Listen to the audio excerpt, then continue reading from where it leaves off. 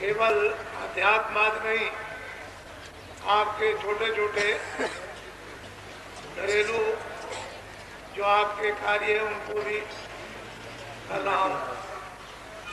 इन सब चीज़ों पर आप सबका ध्यान और विचार होना चाहिए।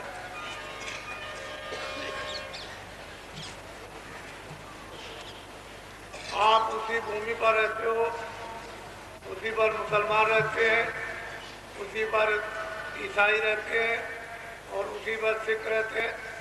लेकिन जब अपने यहाँ शादी विवाह होने को होता है उस समय मुसलमानों के यहाँ नहीं।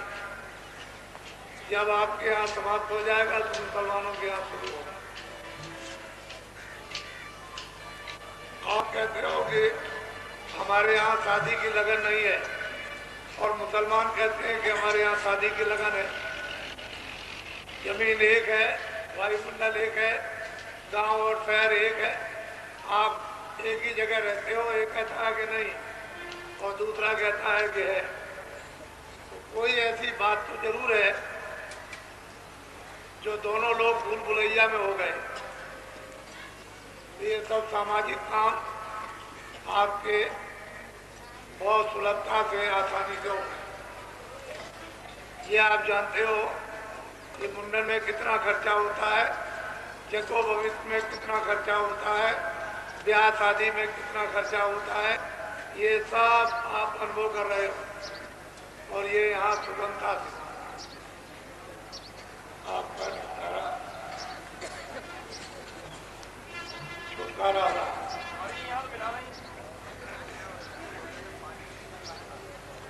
चलो चलो जल्दी से, जिनको नामदान लेना है वो जल्दी से जल्दी आ जाओ। पीछे छूट जाओगे तो फिर रह जाओगे आप।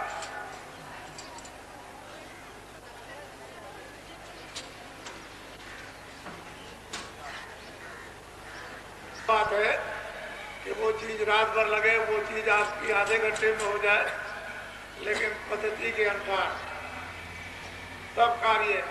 और हमारे यहाँ तो ये कहा गया कि महात्माओं के यहाँ बधाई मतलब शुभ मुहूर्त माना जाता है। उनके और पूजा के लिए हमेशा शुभ मुहूर्त है और कोई दिन बाकी नहीं, हमेशा शुभ मुहूर्त लगा हुआ है पूजा के लिए। भगवान के भजन के लिए एक मिनट भी खाली नहीं। तो जहाँ पर शुद्धि है और शुभ मुहूर्त है वहाँ उसके लिए क्या सोचना, कुछ नहीं। बखेड़े खड़े मत करो अपने आप, इसमें फंस गए हो, अपने आप उलझ जाओगे, सुलझ जाओगे। दोनों काम आप कर सकते हो, उलझ भी सकते हो, सुलझ भी सकते हो। चलो चलो जल्दी से बच्चों, देर मत करो, जल्दी से आ जाओ।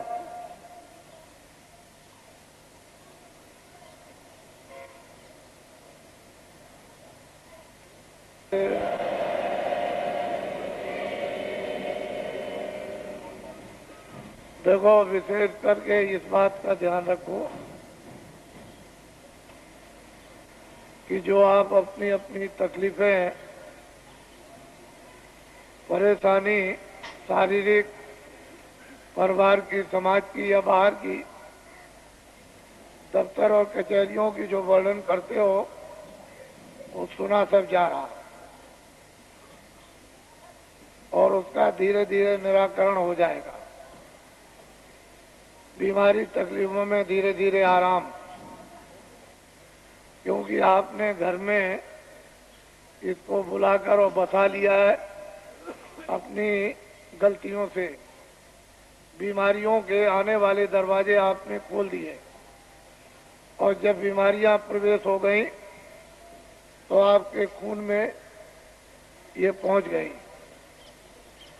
देवियों के लिए ये आदेश है कि देवियां जब मासिक का महीना समय आए तो कोई भी देवी स्नान 5 दिन नहीं करेगी। हाथ धो सकती हो, पैर धो सकती हो और कपड़े तुम 10 बार बदलो, लेकिन 5 दिनों तक स्नान मत करना, चाहे गर्मी हो, चाहे जाड़ा हो, चाहे बरसात हो। जो भी देवियां स्नान करेगी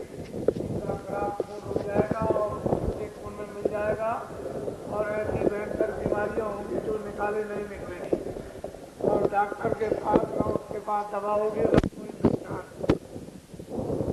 तो अपने आप बीमारियों के दरवाजे मत खोलो। जो पुराने महात्माओं ने, प्राचीन महात्माओं ने जो एक पद्धति आपके निरोगता की डाल रखी है, उसका पालन करो।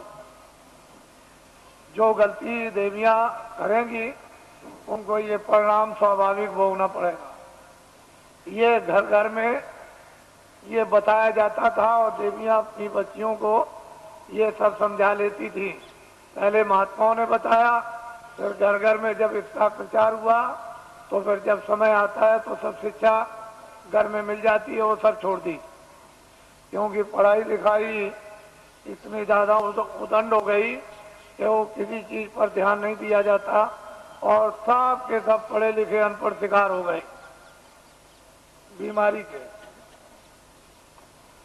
हर पुरुष और स्त्री में बीमारी प्रवेश हो गई। अब ये समझ में नहीं किसी की आता है कि बीमारी आ कहां से गई। तो कुछ ऐसी आपने यानी बदपरहेजियां की हैं जिससे ये परिणाम आपको उठाना पड़ा। ये है छोटी चीजें समझाने के लिए, लेकिन बहुत बड़ी। ये जीवन का रोना है। महात्माओं की बात छोटी सी बड़ी होती है और जीवन का आपका साथी, लेकिन जब आप उसका उल्लंघन करोगे तो जीवन की घातक हो जाएगी। ये सोचने समझने की बात है। और जहां से बच्चे का जन्म होता है वहीं से खराबी पैदा हो जाए तो आगे क्या होगा। इसलिए अस्पताल, जब ये शिक्षाएं हम लोग अनुकूल पालन करते थे तो न इतने अस्पताल थे, न इतनी दवाएं थी, न इतने डॉक्टर थे। सब लोग स्वस्थ रहते। तो जल्दी से बच्चों चलो, देर मत करो। देर करने की जरूरत नहीं है। और पुरुष के लिए कुछ परहेज बताए गए थे, लेकिन वो उन्होंने खत्म कर दिए। देवियों ने और पुरुषों ने अपने अपने जो परहेज है उनको खत्म कर दिया, बीमारियां आ गई। मैं तो ये समझता रहता हूं कि महात्माओं ने यदि ये शिक्षा समय पर अनुकूल शिक्षा न दी तो इतनी भयंकर बीमारियां आ जाएंगी कि अस्पतालों में न तो कोई दवा मिलेगी और न कोई बनाने वाला मिलेगा। इसकी रोकथाम डॉक्टरों के द्वारा नहीं, महात्माओं के द्वारा होना चाहिए। क्योंकि अगर रोकथाम इसकी हो जाएगी और जानकारी दे दी जाएगी तो लोग समझ जाएंगे, आने वाली पीढ़ी समझ जाएगी। चलो चलो बच्चों, चलो जल्दी से।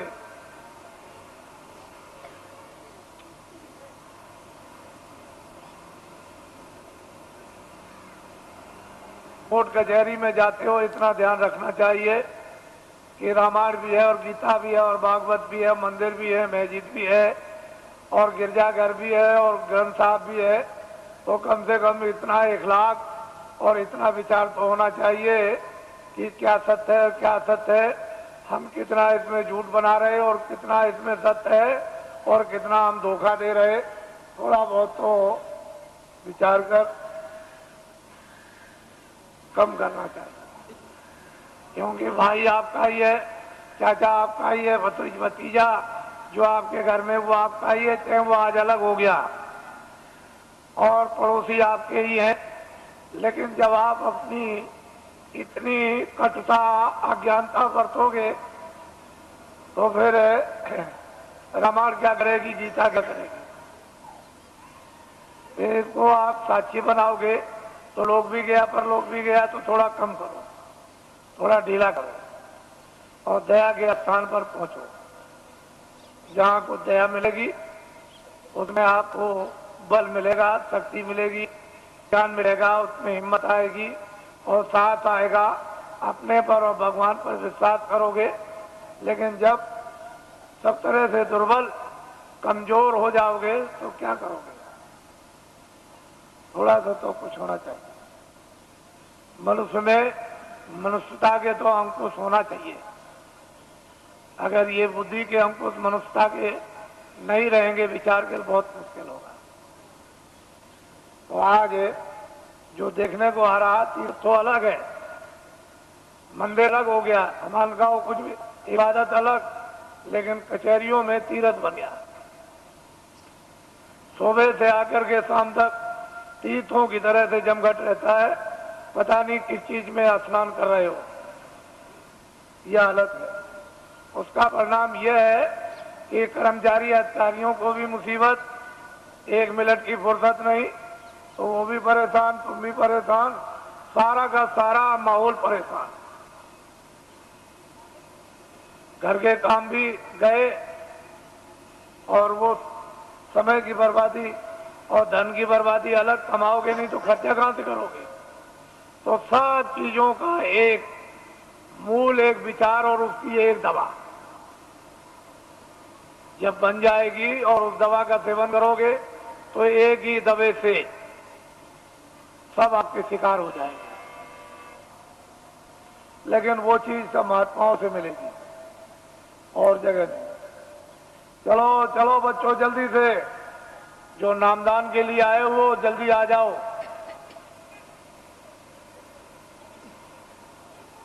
चलो चलो, देर मत करो।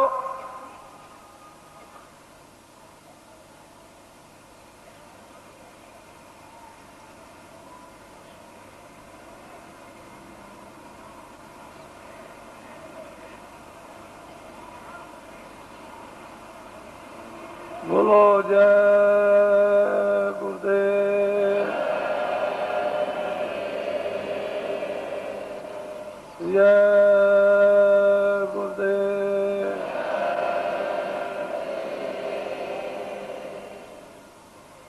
जय गुरुदेव।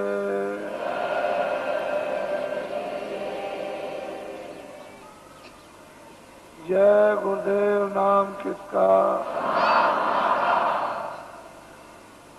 जय गुरुदेव नाम किसका, जय गुरुदेव नाम किसका।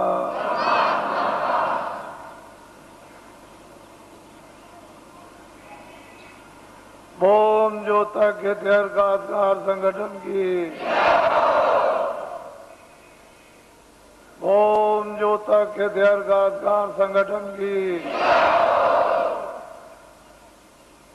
ओम ज्योतक हथियारकार संगठन की।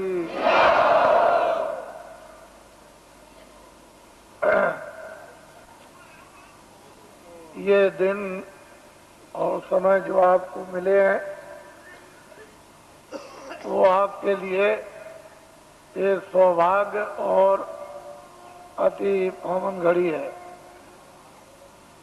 जीवन में इस तरह का समय मिला नहीं करता। जो समय मिल गया उसका हम सब लोग लाभ ही प्राप्त करें। एक ऐसा छोटा मोटा एक सेवा का स्थान आप सबको प्राप्त हुआ जहां सब तरह की सेवाएं होती हैं। सामाजिक कोई व्यवस्था तोड़ना फोड़ना नहीं, ना पुरानी बिगाड़ना, नई बनाना।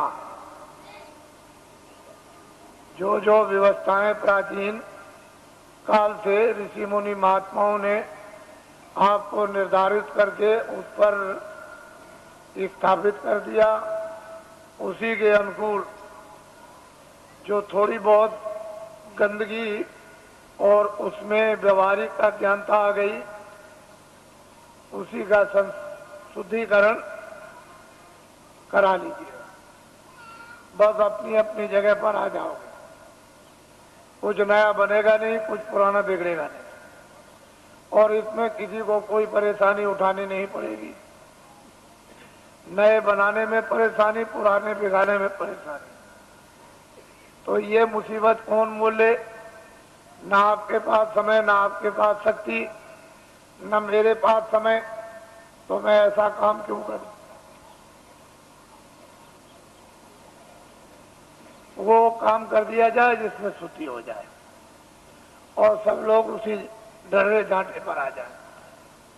और जो व्यवहारिक जैसे जन्म होता है, परवरिश होती है और अंत में उसकी प्रलय हो जाती है, उसी तरह का। अब जन्म तो आपका हो गया और परवरिश हो गई, तो अब आपको क्या करना है, ये जानकारी आपको होना चाहिए। क्या क्या दायित्व तो आपको अपने गृहस्थ आश्रम में प्रवेश होने के बाद पूरे करने हैं, ये जानकारी हो जाए। और इसी आश्रम में जब आप प्रवेश हो जाओगे तो उसी समय काल के अंतर्गत आपको क्या क्या करना अपनी आत्मा के लिए, जिससे शरीर का और अपनी जीवात्मा का दोनों काम हो जाए। ये भी, इसका भी पूरा पालन पोषण और निरोगता और इसी में रहकर के जीवात्मा का जागरण और ज्ञान, साथ ही साथ मौत मरने के पहले मुक्ति और मोक्ष। यदि आपने ये काम गृहस्थ आश्रम में इसी समय के अंतर्गत आपने इसके लिए भी थोड़ा समय बचा लिया। खत्म होने की क्रिया तो सबने की है और सब लोग लोभ लालच में फंस करके और बिल्कुल उसको स्वाहा करना चाहते थे, लेकिन प्रभु को इसलिए बचाना अनिवार्य है। युग युग समय समय पर पड़ता है कि कर्म क्षेत्र भूमि है, यहाँ अधिकार कर्म करने का मिला, फिर इन्हीं कर्मों से प्रारब्ध बनेगी, आगे का भोग मिलेगा। भोग जब मिल जाएगा तो उसको भोग लो और उसी भोग के साथ साथ कोई और नया कर्म कर लो तो आगे का मिल जाएगा। और उसी के साथ साथ अगर आपने अपने आप को जगा लिया तो भोग भी भोग लोगे और इससे इसलिए छुटकारा पा जाओगे कि आगे कोई ऐसा कर्म आपके पास नहीं होगा जो दोबारा प्रारब्ध बन जाए तो आप निवृत्त हो जाओगे, कल्याण हो जाएगा। तो ये औषधि जड़ी महात्माओं के पास जब दे देते हैं तो पुण्य को नहीं जमा होने देते और पाप को। इनमें से दोनों आगे जब जमा नहीं होंगे तो आगे की प्रारब्ध नहीं बनेगी। जब प्रारब्ध नहीं बनेगी मनुष्य की 84 की नरकों की, तो फिर आगे तो छुटकारा जीव के लिए है ही, छूट जाएगा। पापी पुण्य की तो बेड़ी है, एक लोहे की बेड़ी और एक सोने की बेड़ी, लेकिन दोनों अगर बांध दिए जाए तो कोई काम नहीं कर सकता। दोनों बेड़ियों से छुटकारा हो जाए तो आत्मा, ये जीवात्मा न जल में न मरे। क्यों ये पीड़ा उठाए? तो इसकी जड़ी महात्माओं के पास है।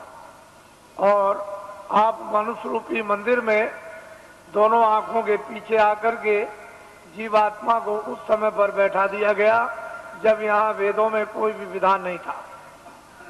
उस समय पर न कोई तपस्या करने के लिए भेजा गया था, सब तपस्वी थे, ज्ञान स्वरूप थे, बोध स्वरूप थे, सब कृतज्ञ थे, आदि से अंत तक सब जानते थे, सब त्रिकालदर्शी थे और सब मतलब ये कि भविष्य वक्ता, कोई मतलब ये ऐसे कार्य नहीं उसके लिए बंधे हुए थे कि जिससे उसके पास कोई गंदगी जमा हो या उसके पास कोई शुद्धि जमा हो।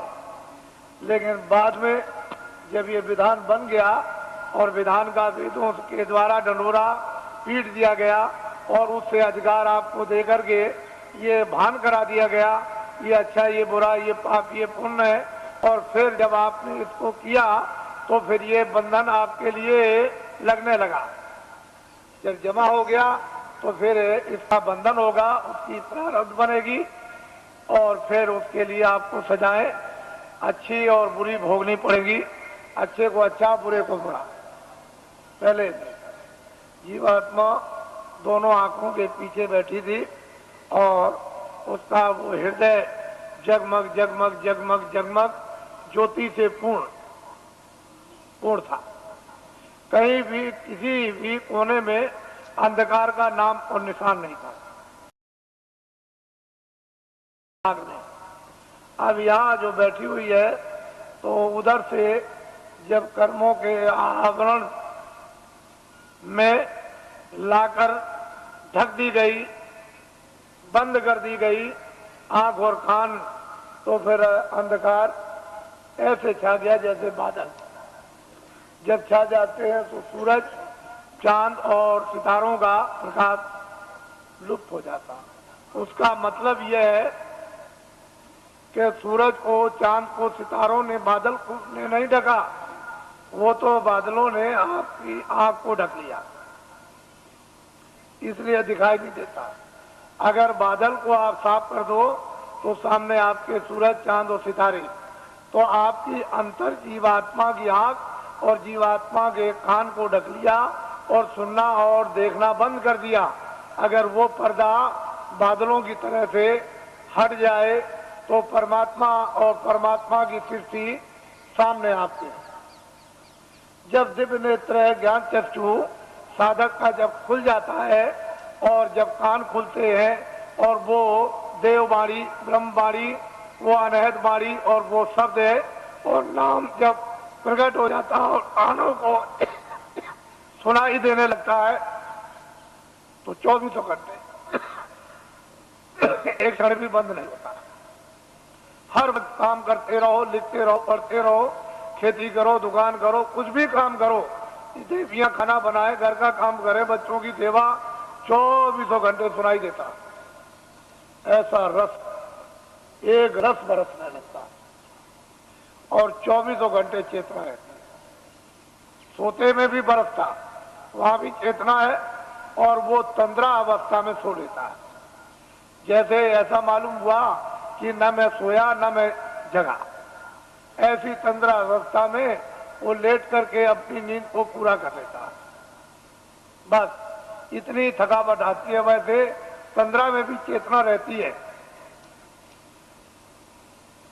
तो ये साधक के लिए कलयुग में उस प्रभु ने और महात्माओं ने दया करके सुलभ कर दिया और ये बताया है कि अब आपको कठिन साधन नहीं करना, कठिन ध्यान नहीं करना है, कठिन योग नहीं करना, कठिन नाम की कमाई नहीं करनी और कठिन प्रभु का स्मरण नहीं करना, सहज करना। और सहज ही से तुम नाम पर सवार हो जाओ। नाम एक रेलगाड़ी, हवाई जहाज है और वो इतनी तेज रफ्तार से आता और जाता है कि इसकी कोई कल्पना लेखे जोखे में किसी तरह गणित में नहीं कर सकता। इतनी उसकी तेज रफ्तार है और बिजली का भी, समुद्र की लहरों का भी प्रमाण नहीं दिया सकता, इतनी तेज रफ्तार उसके आने जाने की है। ऐसी चीज निर्धारित अनाथ काल से उस मालिक ने तैयार कर रखी है। लेकिन अब जब भेद मिल जाए, युक्ति मिल जाए और उस पर जीवात्माओं को सवार कर दिया जाए तो वो चेतन है। वहां तेल पानी की जरूरत नहीं, वो तो चेतन है, जड़ नहीं है कि जड़ को तेल पानी मिले। चेतन ही चेतन है, न तेल पानी, न आगे की जरूरत, न वहां हवा की जरूरत। वो तो चेतन ही चेतन है और जीवात्मा भी चेतन है। तो असल में यह है कि शरीर में एक तो गुदास्ता, दूसरा इंद्रियस्ता, तीसरा नाभि कमल, चौथा ये हृदय द्वार और पांचवा ये कंठ। जरा ध्यान देना। छठा ये है, ये भ्रिकुटी विलास आज्ञा चक्र, ये जीवात्मा बैठी है।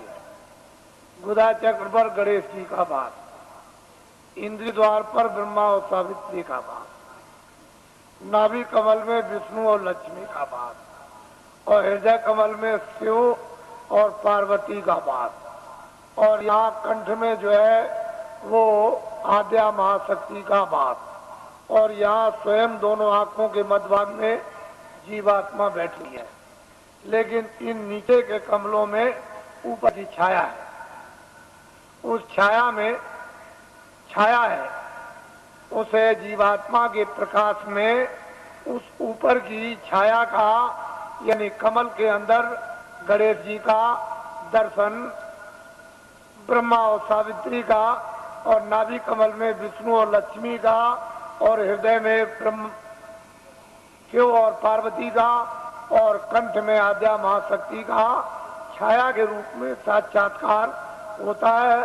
सही रूप नहीं, वो तो उनका रूप तो ऊपर सही है, लेकिन शरीर में कमलों में छाया पड़ी हुई है और सूरज के जीवात्मा के प्रकाश में वो छाया दिखाई देती है। तो योगियों ने इस छाया का अनुभव कब किया?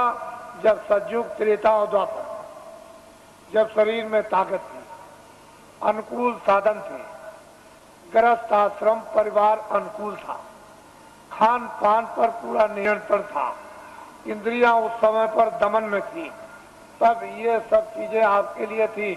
लेकिन ये कलयुग में सब वर्जित कर दिया गया।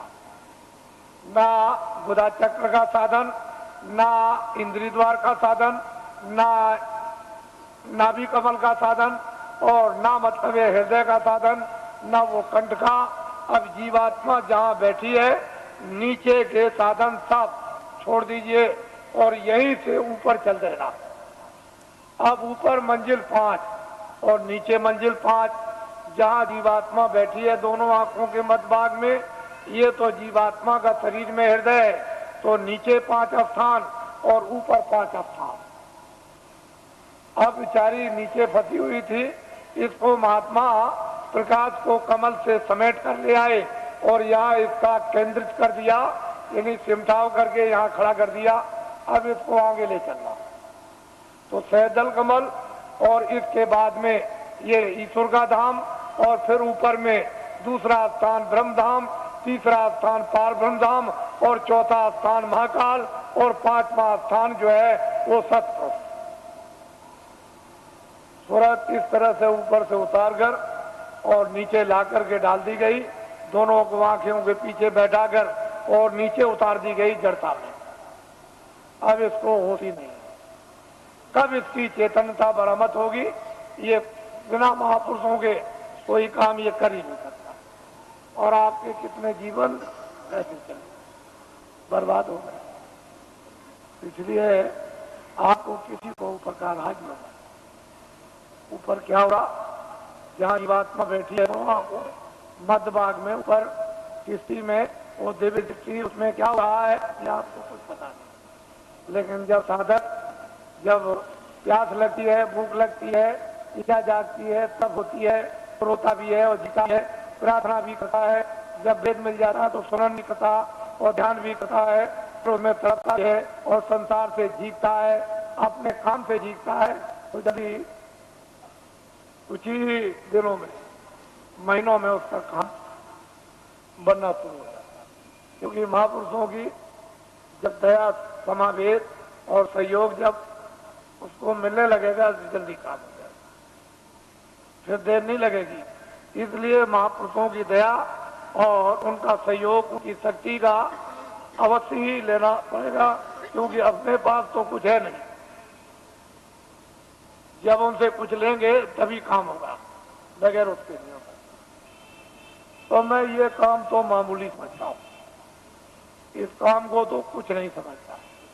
बस केवल इतना ही है कि आप खड़े भर हो जाओ तो ये काम कुछ नहीं है।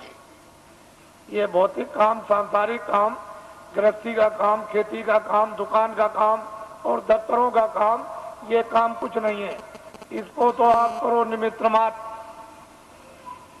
इस पर भी एक पैर रखो, उस पर भी रखो। ये गृहस्थ आश्रम है शरीर रक्षा का, तो एक नाव पर पैर रखो, एक गृहस्थ आश्रम की, ये बाल बच्चों के पालन पोषण और परिवार और समाज, इसकी सेवा के लिए एक नौका ये, और एक ये नौका है जीवात्मा को पार होने की, ये नौका है शरीर रक्षा की।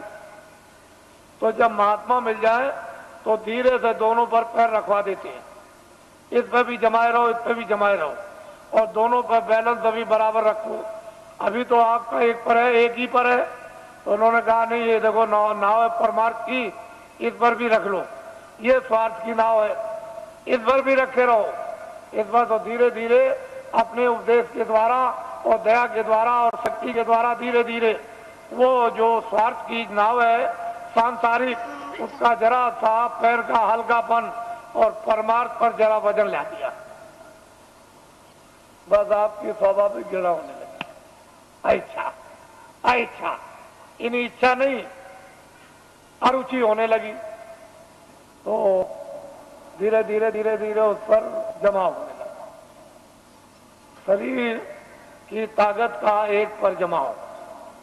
अब वो इस तरह का आपका हो जाएगा कि इस पर तो जमा हो गया और ये निमित्त मात्र रह गई।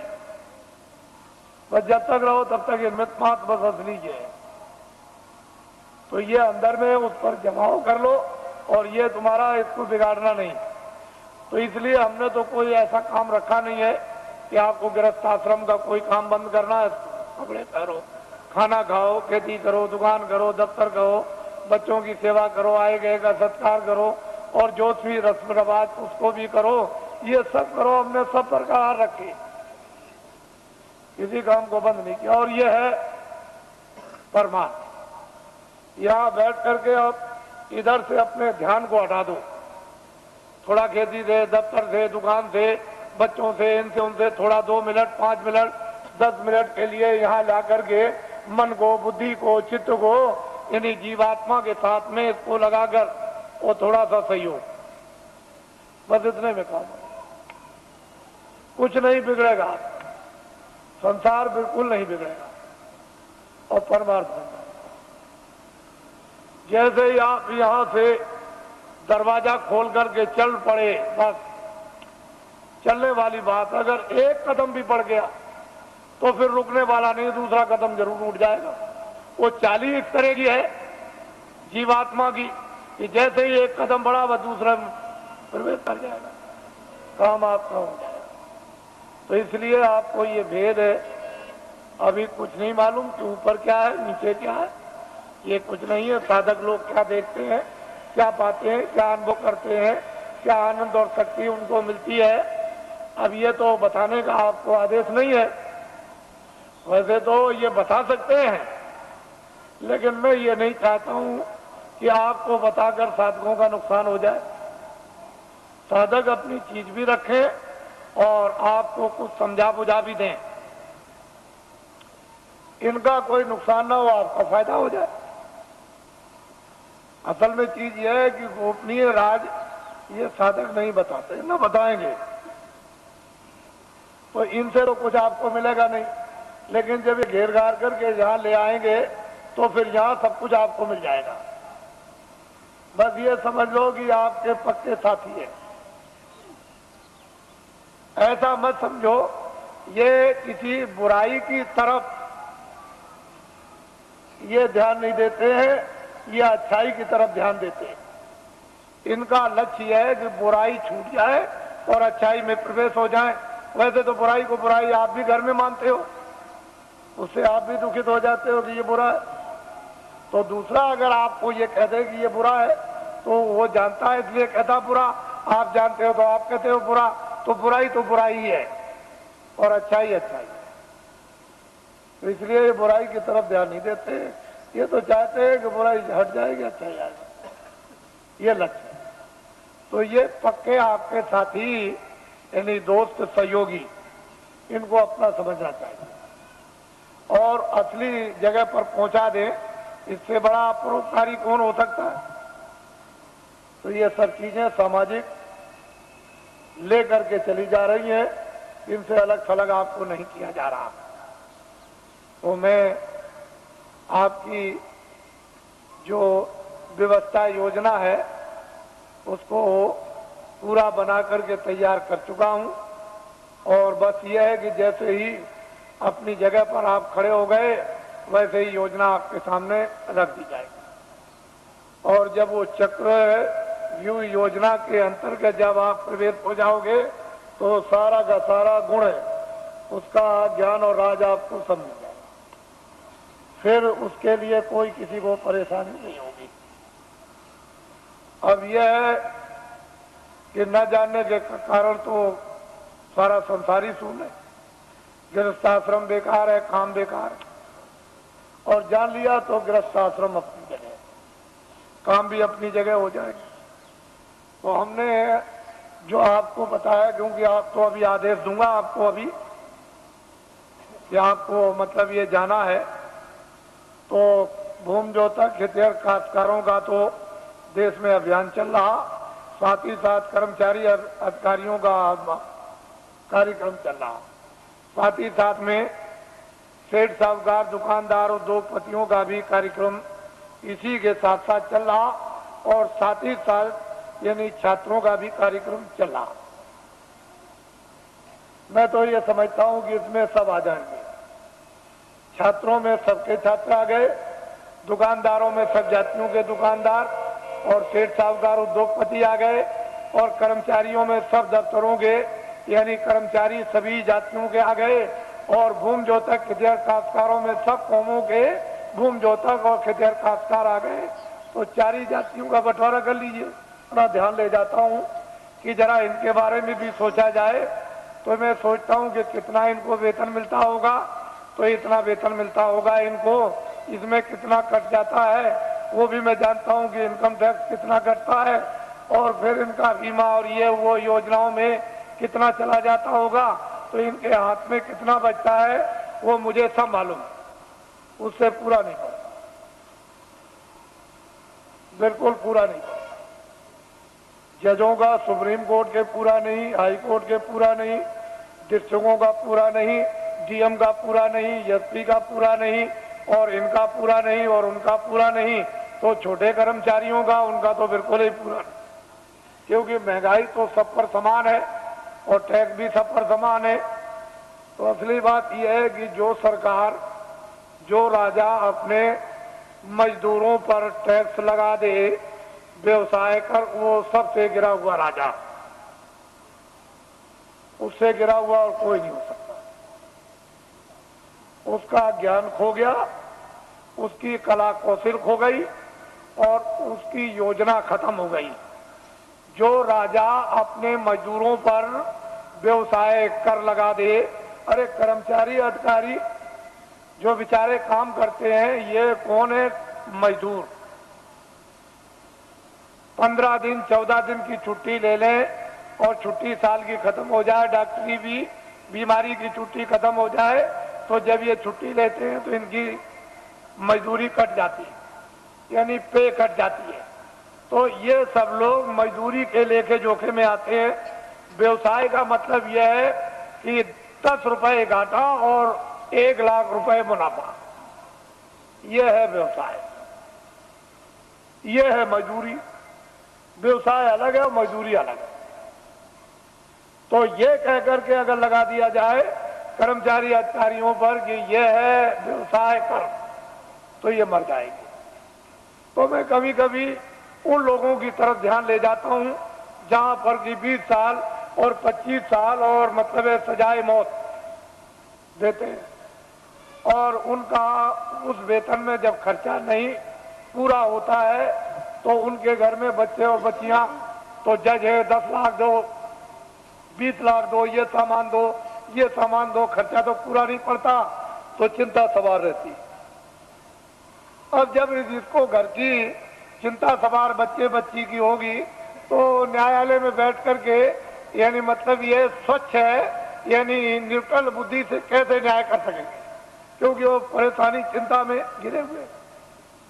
तो मैं कभी कभी ये बात सोचा करता हूँ कि जब उनका रिटायरमेंट आ जाता है और वो रिटायर हो जाते हैं और उससे वेतन जो उनको पेंशन मिलेगी उसमें पूरा नहीं पड़ता, तो फिर ये क्या करते हैं, किसी फैक्ट्री में अगर जगह नहीं किसी फैक्ट्री में मिली और किसी जगह सेठ साहूकार के यहाँ नहीं मिली, तो फिर न्यायालय में आते हैं और वकील की हैसियत से फिर काम करना शुरू कर देते हैं, तो कटघरे में खड़े होते हैं।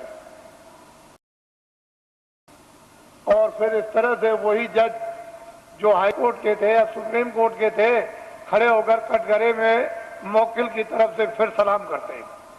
तो ये राष्ट्र के संविधान का प्रजातंत्र में पूर्ण रूप से अपमान, पूर्ण रूप से अपमान। इस पर आज तक कभी किसी ने विचार नहीं किया। यह भारतीय प्रजातंत्र का पूर्ण रूप से अपमान। ऐसे बड़े बड़े पदों की आपको मतलब यह है कि पूरी देखभाल रखना चाहिए कि ऐसे बड़े बड़े पद हैं और फिर आकर के वही व्यक्ति निम्न श्रेणी पर आकर के कटघरे में गिर जाए और फिर सलाम करें, ये भारत के लिए शोभा नहीं। तो मेरे पास इसकी भी योजना है, इसको आप ध्यान में रखिए और ये कभी न कभी लागू हो जाएगी। पूरी योजना है, कभी लागू हो जाएगी। मैं इतना ही विश्वास आपको दिलाना चाहता हूं कि कर्मचारी अधिकारियों का काम हो जाएगा, मासिक वेतन इनका पूरा सुविधा इनको मिलेगी, टैक्स महंगाई कम हो जाएंगे और पूरी सुविधा मासिक वेतन बचेगा। छात्रों को काम नौकरी बिना ढूंढे हुए मिलेगी और भूमि जोतकों का सारा 40 सालों का सरकारी कर्जा में ब्याज के माफ हो जाएगा और सेठ साहूकारों का काला धन सबका सब 100 वर्षों के लिए सफेद करवा दिया जाएगा। कोई जुल्म और कोई टैक्स नहीं लगेगा, एक नए पैसे का, और सब लाइसेंस खत्म करवा दिए जाएंगे। आपको ये धन कहां से आएगा? मैं इतना ही आपको बताऊंगा कि भारत में धन की कोई कमी नहीं रहेगी। और आपको क्या चाहिए? धन की कोई कमी नहीं। आप लोग बाइज्जत बदस्तूर सम्मान के साथ खेती करो, दुकान करो, दफ्तर का काम करो। क्यों ये सब झंझट में फंसते हो? धन की कोई कमी नहीं रहेगी। लेकिन वर्तमान में अंधेरा है, उजाला नहीं। ये सब चीजें जो एक सूक्ष्म संकेत में आपको दी जा रही, इसके साथ बहुत गहरा मसाला है, या गहरा भंडार का हो या गहरा ज्ञान का हो, कोई ऐसी चीज है जो वास्तव में, और समय आने पर सब इस पर आकर के सब के सब एकदम खड़े हो जाएंगे। अपने काम में लगे रहो। देखो ईश्वर का चमत्कार, अरे खुदा की खुदाइयत का करिश्मा, जरा देखो, उसका इंतजार तो करना ही पड़ेगा। अब थोड़ा बहुत इंतजार नहीं करोगे तो आपको जस और नाम और कीर्ति तो आपको कैसे मिलेगी? फिर उसमें आप भागीदार कैसे बनोगे? तो इंतजार तो थोड़ा करना ही। परिवर्तन का जब इतिहास बनता है तो इंतजार के साथ इतिहास बनता है। वैसे तो रावण मार दिया जाता, मरवा दिया जाता, महाभारत कहीं भी किसी कोने में बैठ के करवा दिया जाता, लेकिन मतलब है कि इंतजारी के साथ इतिहास नहीं बनता। इतिहास तब बनता है इंतजारी के साथ, काम के साथ। काम जो है वो इंतजारी है, आपको ये मालूम। तो मैं नामदान दूंगा अब आपको, क्योंकि ये भी इच्छा लेकर आए हैं कि चलो आज जल्दी पहुंचे। कल ही आ गए थे, समय ज्यादा हो गया था, तो कल मैं नामदान रात को नहीं दे सका, इसलिए कई ये काम रात को करने थे। तो अब आप नामदान विधिवत ले लीजिए और ये संकल्प लेकर के यहाँ से जाइए कि चाहे मुझे 1 मिनट देना हो चाहे 2 मिनट। वैसे तो मैं आपसे 1 घंटे 24 घंटों में मांगता हूँ कि 1 घंटे आप 24 घंटे में रिजर्व कर लो अपना, सबके सब, और उसमें 2 मिनट शाम को, 2 मिनट दोपहर को, 5 मिनट इसका और 5 मिनट आप, और जब भी आपको समय मिल जाए तो पूरे सब दिन भर के मिनट मिलाकर 1 घंटा जोड़ लो।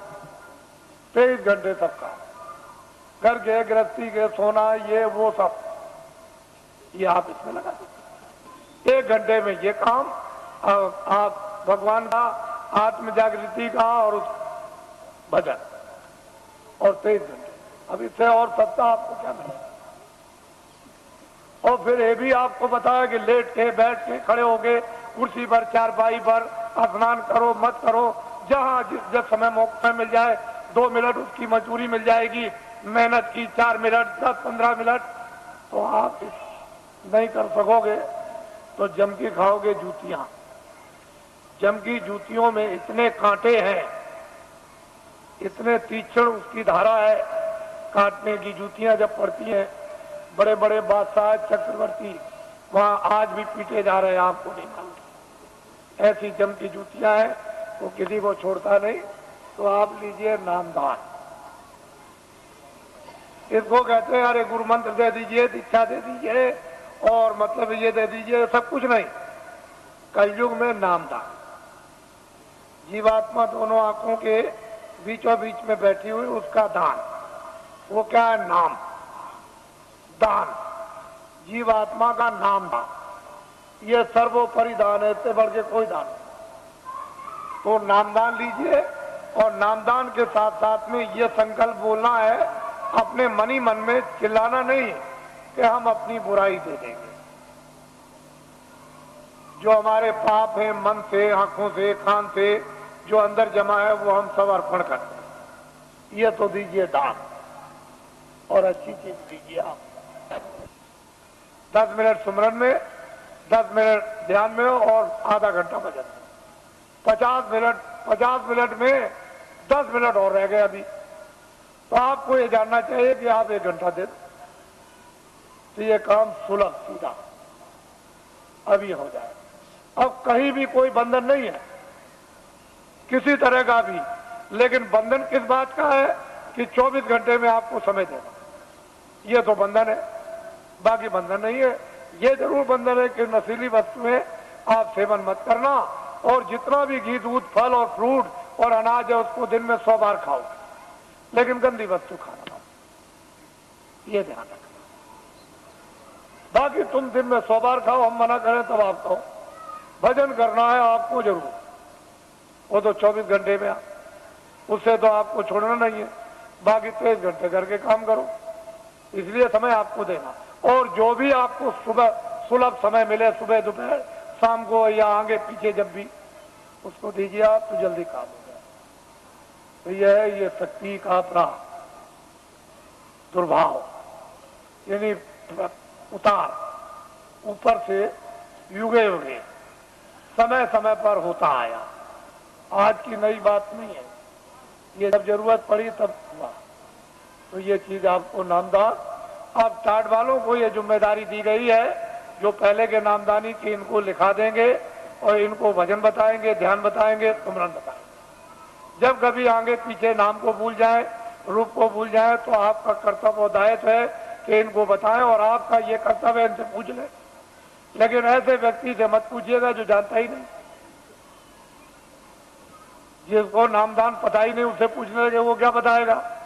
और फिर अपनी गोपनीय जो अंदर की चीज है, जो आंख से देखो, कान से सुनो, वो तो टाट वाले को भी मत बताना।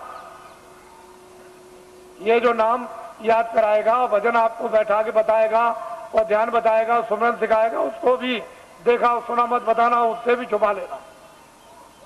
जितना छुपा लोगे उतने अंदर प्रकट, उतने ही उतरेगा, उतना ही खजाना खुलेगा, उतना ही प्राप्त होगा। अरे तुम क्या है, बड़े बड़े बादशाह जब इस वस्तु को प्राप्त करते हैं तो राज और पूरी सल्तनत पर, चक्रवर्ती राज पर लात मार देते हैं। ये कुछ नहीं है, और कहते हैं कुछ नहीं, राजा जनक लात मार दिया, वो कुछ नहीं समझते। बड़े बड़े इतिहास लिखे हुए हैं, ये तो कुछ और चीज है, ये कुछ नहीं है। वो चीज गृहस्थ आश्रम में यदि आपको प्राप्त हो तो इससे अच्छा और सुहाना समय कौन सा है। ये आपका स्थान है। आप साधना कार्यक्रम में भी आप बरसात में होगा, गुरु पूर्णिमा जुलाई के बाद, तो आप उस समय जो आस पास के हो और जो इच्छुक जिज्ञासु होते हैं वो आते हैं। 1 हफ्ते का कार्यक्रम चलता है, उसमें खामियां, उसमें गलतियां, उसमें करना न करना, उसमें बढ़ना न बढ़ना, जानकारी उसमें प्राप्त हो जाती है, ताकि उनको और प्रोत्साहन और उन पर दया मिलती है तो और आगे बढ़ते हैं। इस तरह से कार्यक्रम चलता रहता। और मैं अभी जैसे ही 31 मार्च समाप्त होगा तो मैं अभी घोषणा करता हूँ दौड़े की। अब आप लोग अपना एक कार्यक्रम मनाएंगे। ये लोग कुछ मनाते चले आए, क्योंकि मैं 21 महीने, मैंने तो कभी कहा नहीं था, 21 महीने मुझे सरकार ने, यानी क्रोध में, मैंने तो कोई अपराध किया नहीं था, मैंने तो कोई आंदोलन, हड़ताल, तोड़फोड़, कोई अमानवीय काम हिंदू मुसलमान सिख ईसाइयों का, ये कोई जात पात का, ब्राह्मण क्षत्रिय वैश्य सर्जन, ये वो छोटे धोबिया और कोई मैंने तो कभी किया नहीं। मेरे यहाँ तो कोई रगड़ा झगड़ा है नहीं, लेकिन भविष्यवाणी जरूर करता था। उससे सरकार मुझसे नाराज, और उसने इस नाराजगी में नेता लीडरों को तो पकड़ा ही, मुझे भी पकड़ लिया और पकड़ के जेल में बंद कर दिया। फिर मेरे ऊपर इतने बखेड़े लगा दिए, इतने झंझट लगाए उन्होंने, सामान लेने के, ये लेने के, जमीन लेने के, जानवर लेने के, इतने बखेड़े और झंझट खड़े कर दिए कि अगर मेरी जगह पर बादशाह भी हो तो खत्म हो जाए। ऐसे झंझट डरने खड़े। छोटे मुकदमे नहीं है, मामूली मुकदमे नहीं लगाए, इतने झंझट मुकदमों के लगा दिए। और मैं एक सामाजिक आदमी, जनहितों का काम करने वाला, मेरे ऊपर, जबकि मैं रात और दिन चिल्लाता हूं मेरा कुछ नहीं है, ये सब जनता जनार्दन का सब कुछ है। जब मैं खुले मैदान में ये कहता हूं तो मेरी भावना ही वही है, तो और लिखा पढ़ी क्या हो सकती? लिखने पढ़ने वाले तो रोज बेईमानी करते, रोज लिखा पढ़ी का दस्तावेज बदल देते हैं और झूठ झूठ बोल जाते हैं। तो मेरी जबान दस्तावेजी है, तो मैं जनहितों का काम करता हूं, तो मेरे ऊपर सरकार ने इतने बखेड़े। और कल मैंने ये बात कही है कि ये सब बखेड़े न्यायालयों में अब भी मौजूद हैं, लेकिन सरकार ने लखनऊ से नया फ्रेश गजट निकाल दिया। जो दस्तावेज मैंने जमीनें खरीदी नाम की उनका, और इतना आंखों से देखते हो कि ये बना हुआ फ्रेश गजट निकाल दिया कि जमीन एक्वायर की जाएगी। बताइए, और पूरा मथुरा को गजट कर दीजिए कि सब ये कारखाना मथुरा सबको भगा दिया जाएगा और यहाँ कारखाना बनाया जाएगा, सब मकान तोड़ दिए जाएंगे, मंदिर और मस्जिद सब तोड़ दी जाएगी और यहाँ कारखाना बनाएगा। गजट निकाल दीजिए, क्योंकि आपको तो गजट निकालने का पूरा राइट और अधिकार है, तो निकालिए। तो असली चीज ये है, इसको समझने की चीज है, इसको समझिए। तो मुझे जेल में बंद कर दिया और जेल में बंद करके मुझे इस योग छोड़ दिया था कि ये कभी भी नाम नहीं लेंगे। लेकिन मैं तो ईश्वर विश्वासी आदमी, मेरे पास ऐसे सेठ साहूकार भेजे गए कि तुम हवाई जहाज ले लो, एक ले लो, ये जमीन क्या है, तुमको हजारों एकड़ तुमको जमीन दे दी जाए, एरोड्रम बनवा दिया जाए। मेरे पास बड़े बड़े सेठ आए और उन्होंने कहा कि हम सब कुछ सेवा करने को तैयार हैं, हमें क्या करेंगे? कह लगे जो आप जितना चाहे धन हम खर्च कर देंगे। तो मैंने कहा एक काम कीजिए कि अयोध्या में, मथुरा में और यहाँ और हरिद्वार में और नासिक में लूले लंगड़े अंधे बहरे ये तमाम रहते हैं बेचारे गरीब, जिनके पास कपड़ा और खाना नहीं है, तो मैं बताऊंगा कि कंबल, अनाज और रोटियां और ये दवाएं ये सब तुम ट्रक में ला दो और चलो मेरे सामने बांटो। कह लगे ये काम नहीं हो सकता, ये काम नहीं हो सकता। तो हमने कहा भाई ये काम नहीं हो सकता तो ये भी नहीं हो सकता, क्यों कि राजद्वारे साधु, राजाओं के दरबार में 3 लोग जाया करते हैं, राजद्वारे साधन 3 वक्त को जाएं। साधु जो है 3 चीज हो जाते हैं, के मान, के माया, के मीठा की चाह, या मीठा के लिए, मान के लिए, धन के लिए। तो इनमें से तीनों चीजें हमको कुछ नहीं चाहिए, ना मीठा चाहिए, ना मान चाहिए और ना माया चाहिए। अब बोलिए अब आप क्या चाहिए?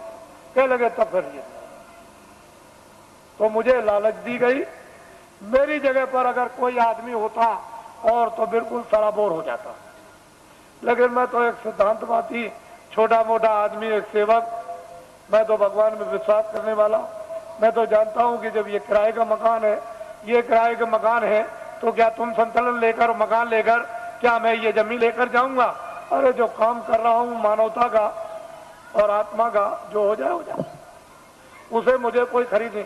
कोई हिंदुस्तान में माई का लाल ये पैदा नहीं हुआ जो अपने धन से बाबा जी को खरीद ले। तुम कभी ये धोखा मत खाना, बाबा जी चाहे तुम्हारे आदेश से आश्रम छोड़ करके चले जाएं जो जनहितों का है, लेकिन हिंदुस्तान में मुझे अपने पैसे से कोई खरीद नहीं सकता। इसको आप हमेशा ध्यान में रखिए। बाकी मैं सबकी सेवा करता हूँ, सबके लिए कल्पना और प्रार्थना भगवान से सबके भलाई के लिए करता रहता हूँ। कोई भी हो जनमानुष, इसमें हिंदू मुसलमान की क्या बात, वो तो मैं करता ही रहूंगा। लेकिन कोई अगर चाहे कि भाई इस तरह से मैं खरीद लूं तो खरीद नहीं। ये मैंने इसलिए कि ये लोग इसका एक उत्सव मनाते हैं। आज 23 जनवरी है, ये 23 मार्च को मुझे जेल से, दिल्ली जेल से छोड़ा गया। तो वैसे तो कागज पर तो कहीं नहीं मिलता है कि बाबा जी ने बेड़ियां पहनी हैं, लेकिन बाबा जी को जेल में डकैत और चोरों, कतलियों की तरह से बेड़ियां पहना दी थी। जब मैं बंगलौर में भेजा गया तो वहां पूछा वहां के आईजी से और सुपरिंटेंडेंट से कि भाई हमको क्यों बेड़ियां पहराई, तो उन्होंने खुद आकर के कहा कि कागज पर तो आपका कुछ नहीं है बेड़ियों के संबंध में, क्या वहां की उत्तर प्रदेश की सरकार आपसे बहुत नाराज है? हमने कहा अब आप समझ लीजिए, नाराज इसलिए तो कि किसी तरह से हमारे बस में आ जाए, और बड़े बड़े अधिकारियों को भेजा जेल में। अरे भाई क्या करते हो, ये क्या है? जब 23 जनवरी को छोड़ दिया तो मुझे इस हालत में छोड़ा था कि बाबा जी न तो अपना धर्म उपदेश करेंगे, न कर्म उपदेश करेंगे, न बाहर जाएंगे और भाग जाएंगे, अब दोबारा नाम नहीं लेंगे। लेकिन अब तो मैंने इतना जनमत तैयार कर दिया कि किसी राजनीतिक पास और किसी धार्मिक के पास इतना जनमत देश में है ही नहीं, इतना जनमत नहीं है। जब मैं जेल के अंदर था और उस समय पर आपने कुछ समय के बाद जब अभियान छेड़ दिया था कि जेल भरो आंदोलन, और 20, 25, 30 हजार आदमी चले गए जेलों में, और वो देवियां जो अपने बच्चों को यानी आज पैदा किया बच्चे को उठा के और शोर से चली गई जेल में, और वो बेचारी जो बच्चा पैदा होने वाला जो आज ही कल में जेल में चली गई और बच्चा जेल में हुआ, अगर स्त्रियां अपने एक दिन के बच्चे को उठा के जेल में जा सकती है और वो देवियां जो कल बच्चा जेल में पैदा होगा वो जेल में जा सकती है, तो अब तो बहुत दूर गाड़ी हो गई। अब तो इनको अगर आदेश मिल जाए तो क्या कर देंगे, आपको तो अभी कुछ पता नहीं, मालूम नहीं। तो अब बहुत दूर चला गया मामला, अब कुछ और बात हो गई, अब वो बात नहीं है, अब तो सारा ही माहौल यानी परिवर्तित होने वाला है, अभी आपको क्या पता है। इसलिए ये लोग मनाते हैं तो मैं तो रहूंगा नहीं, मैं तो उधर कमरे में चला जाऊंगा और ये लोग कुछ अपना मना के और भी समाप्त कर देंगे, क्योंकि अब ये यहाँ आए हुए हैं और इसी होली के अवसर पर ये जगह जगह मना रहे, लेकिन ये पड़ गया और आप लोग यहाँ मुझसे कोई भूल चूक हुई हो तो आप लोग हमेशा क्षमा करते रहेंगे, और इसके बाद आपसे जाने की आप तैयारी करें, जल्दी निकले और पहुंचे अपने घरों में, और दूसरे पार्टी द्वारा आदेश की प्रतीक्षा करें, और वो फौरन अभी आदेश आपको मिलने वाला है। अब लोग बहुत से ऐसे रह गए कि महाराज मैं अपनी कुछ बात कह नहीं सका, इतनी दूर से आया था तो मैं उधर अंदर में पहुंचूंगा तो जो भी आपकी बात होगी वो सुनूंगा, और जो प्रसाद होगा जो जरूरत पर आपके काम आता है वो भी आपका स्पर्श कर दूंगा। तो आपकी तकलीफ में, परेशानी में, इसमें उसमें जो एक आधार होता है मददगार का, अगर वैसे ही कह दूं तब तो आपकी समझ में आएगा नहीं, लेकिन एक आधार रहेगा कि इलायची दाना है, ये चीनी है, बताता है, ये चीज है, तो आप उसको रखे रहोगे और जरूरत पर काम लोगे तो उससे जब लाभ हो जाएगा तो आपको फेथ हो जाएगा, विश्वास होगा कि नहीं मालिक की दया मुझ पर भी हो रही है। तो मैं उधर बैठ के छू दूंगा, आप तो मुझसे कोई आदमी खाली जाने वाला है ही नहीं, ऐसा नहीं, जितने भी लोग हैं मिल ही के जाते हैं, इस पर अर्जी करा के जाते हैं, उनको ये मालूम है, तो वो कर दूंगा, वहां मिल लूंगा। और अब तो मुझे आप थोड़ा यहीं नीचे रहूंगा, आप बैठे रहेंगे, कोई खड़ा नहीं होगा, मैं यहीं अंदर ही बैठूंगा यहीं ऊपर सीढ़ियों पर, तो आप सब बैठे रहेंगे और ये भी कार्यक्रम कुछ ही मिनट में पूरा कर लीजिए आप, क्योंकि इन लोगों ने प्रार्थना की है कि आप जाइएगा नहीं, आप यहाँ अंदर बैठ जाइए, मैं अपना काम कर लूँ, तो वो अपना काम अभी हुआ जाता है। बाकी आप लोग ये नामदान हुआ है, अमोलक चीज है, इसको याद करा देना और आज ही से ये शुरू कर दो। एक घड़ी आधी में पुनाद, तुलसी संगत हाथ की हरे कोट अपराध, ये वस्तु ऐसी है आदि की, इसमें जरा भी ढील करनी नहीं करनी, ना क्षणों की ढील करनी, ना एक मिनट की, इसको करना है। जय गुरुदेव, जय गुरुदेव, जय गुरुदेव।